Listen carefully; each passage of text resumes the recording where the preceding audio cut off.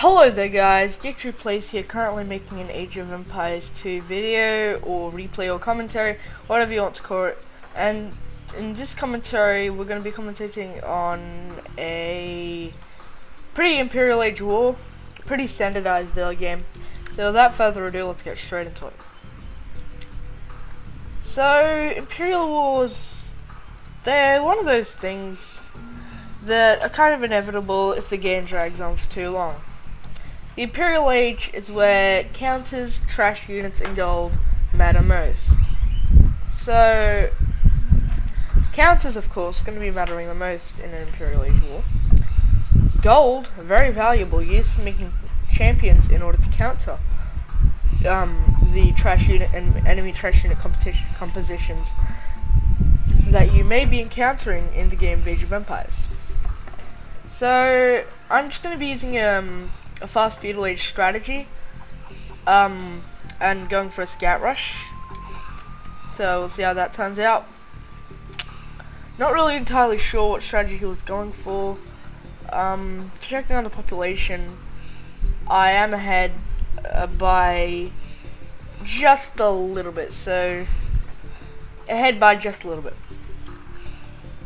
So I'm going feudal. And I think he's doing a fast castle, so yeah, it does look like he is doing a fast castle, so he does indeed have a fairly weird economy. I guess he doesn't really follow any build orders. He just kind of YOLOs it as the game goes on. So, you know, the game just rolling on. Looks like he's doing some sort of fast castle. However, me being able to get the feudal age first, I'm able to get some scouts out. So he immediately gets a blacksmith out because that's what his fast castle builder told him to. But in this time, when he sees my scouts, he knows he's gonna make some counters. So he's gonna go into spearmen. Now spearmen are a really good counter against scouts. It's just they're really easy to kite. And how did that just happen? What just happened there? Not really sure, but you know, still kind of stop making scouts at this stage. You're going to want to transition to archers at this sort of stage of the feudal war. So my scouts, indeed, fitting in a little bit of extra raiding. Just doing all sorts of economical, because in a scout rush, you're really handicapped in terms of how much food you can possibly have. So, because it really handicaps your castle time. Now these two kind of stayed there for a while now. Focusing on the archer harassment of his economy. Now when he gets to the castle, I'm just like, okay, I'm gonna get to the castle too. So I go to the castle age. No, still got Schoolie due to my rating. However, he does now have pikemen, and me, you know, being the Huns player, at an economical advantage now. I'm just able to, in general, just go into knights at this stage. I can just afford it. I've got the economy to just go straight into a couple of knights. Now getting some elite skirmishes in order to deal with those pikes, because in the castle age, when you've got a trash unit composition, it's kind of pretty difficult to get long swords when you're also going for knights and you're also trying to boom, you know. It just ends up getting really difficult and taxing at your economy as well. So at this stage, I'm kind of in a wood gap. I'm really lacking out on wood. So eventually I do get the wood, but you know. So skirmishers raiding a little bit on the enemy's economy. However, pulling those pikemen in here, my skirmishers do go towards the middle of the city.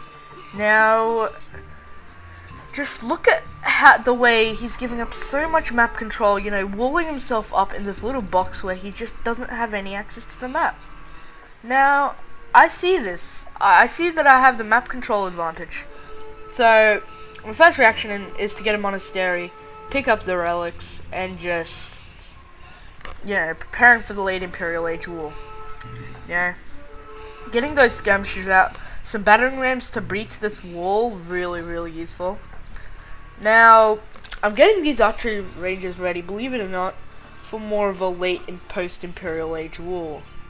That villager having a little bit of idle time over here. You know, my knights just really waiting for their prey. So at this stage, I'm just kind of thinking, how do I breach such good defenses. So, in order to reach good defenses like this, like castle, when you got a castle, and all you got to attack it is battering rams and some castle edge red siege weaponry, it starts getting fairly difficult to destroy the castle. However, zooming way ahead in the ages, I mean like really far ahead in the ages, he's nowhere near the Imperial Age, but boy does he have a surprise for me right now. This giant army of Shotel warriors are gonna be able to incinerate this town center over here. Able to do very little to stop this at this stage. The only thing I really can do is to pull back these cavalry archers over here in order to save my other town centers.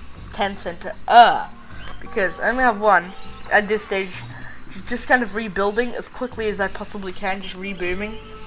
Now as soon as I get to send those cavalry archers away, I immediately see that I'm weak at the battlefield all of a sudden. And then I know that he's got a military superiority. I just took a major blow to my economy. And a miracle is going to need to happen in order to turn this game around. However, I am going into siege rams. Now, you see here, this is where cavalry archers start excelling. It's when there's only castle age units to stop them. Now, with Parthian tactics and everything as the Huns, it becomes really hard to stop cavalry archers with just castle age trash units. You get pretty limited stockpiles now. Now, I do immediately see that the map is beginning to run short on gold. So, you know, just still picking up these relics, you know, kind of sending those over here or here, back home eventually. Now, my cavalry archer is able to do a little bit of raiding. Now, something I do indeed see is that this hit cliff over here, really, like, it is pretty much the savior of my cavalry archers right now. Because, remember, their units can't really climb up, so they're going to need to go all the way around, like, taking shots from my cavalry archers the whole time. Now, remember, from cliffs, if you're firing from a cliff, the damage you receive isn't reduced, but the damage you increase is increased. The damage you deal is increased. So, fighting from a cliff and when you've got archers can really be beneficial for your army. Now, another raid of Ethiopian warriors, you know, nothing big, just another trying to blow my economy apart into pieces, stop me from spamming those trash units. However, now his Ethiopian Shotel warriors are really starting to suffer. Now they're just surrounded. These cavalry archers are just going to bombard the hell out of those halberdiers. Now he's being forced to pull back. Now he's been pulled back, pushed back over here. I destroyed this one building, I believe, with some siege rams. Did I just say siege rams? Wow. So at this stage, really limited what he can do. He's got a military over here defending one of his lost gold mines, I guess. He's investing really heavily into trash units, however, I think I just overwhelm him in trash thanks to these, and that's pretty much it. With how I'm overwhelming him with trash. Now, I said overwhelming. Wow. Now, at this stage, the Imperial Age War, pretty intense, to be honest. I mean, like, I thought I was going to lose because of these Ethiopian warrior raids, Shotel warrior raids. I honestly thought I was going to lose at that stage. You know, because he was the Ethiopians, I expected him to go for something like an archer rush. Because I do believe they get an archer bonus if they fire quicker. Which means they're going to be able to get rid of those villagers quicker, which means more enemy economical damage. Now, as you can see over here, his army he just didn't have enough army to hold this entire military front. Like, my army over here was pretty spread out, I will admit. So if he pushed over here, the thing is, if he pushed through here, I'd just have a clean route for my siege rams over here to just go straight into his base and knock on his front door and just pound all these military buildings down. I'd probably also retreat my cavalry archers as an added bonus. I'm not really sure where, maybe to here, and just kind of gun those units down with, but just overwhelming them. I've got more hussars on the way, so the hussars, they're able to take out the skirmishers and show-tell warriors, I do believe, pretty efficiently. The show-tell warriors should have some sort of edge over the hussars. Not really sure about that one. Would a show-tell warrior or a hussar win on 1-on-1? I think it would be a hussar because it's got more health. You know, not really more armor, but less attack. I'm not really sure what one of these people would win, because remember the show-tell warrior, its attack, because it has super high attack, the power of armor is reduced. Just getting into some pretty complicated stuff at this stage, but you know, that's all for another video. Because you know, armor is best at stopping lots of little small attacks rather than one large attack. That's what hit points are for. So the show-tell warrior is gonna have some more value out of its armor probably, because the hussar 7+4 attack, of course, didn't get lost. Attack upgrade at this stage, it would be 7+4. Would do a fair bit of damage. Would do less than 10, so it would take just 5 hits for a hussar, maybe even 6. I'm not really bothered to do the math. And for a show-tell warrior to take out the hussar, I'm not really sure. This is just a regular show-tell warrior, not even an elite. And these some hussars, so pretty complicated stuff. But you know, show-tell warrior is so easy to get gunned down by those cavalry archers. You know, heavy cavalry archers, a pretty good deal of hit points. You know, even get 1 melee armor, because hussars, they don't get that 1 melee armor. So it's gonna help a little bit in show-tell warrior resistance. But to be honest, it's just their attack that just pounds down those show-tell warriors. So taking a look at some of their statistics. Score-wise, I kind of owned them. 5,000 more than my opponent. Of course, not sure what you get for society. So it's for so here we've got militarily, I got more units killed, pretty even actually on the units killed. However, I was trading more efficiently because he was making trash and I was making a mixture of gold units and a fair bit of trash. Units lost, of course he won. The person in a 1v1 situation, the person with more units killed normally doesn't have the more units lost. So buildings raised. He raised more of my buildings. Now that's just because my siege rams.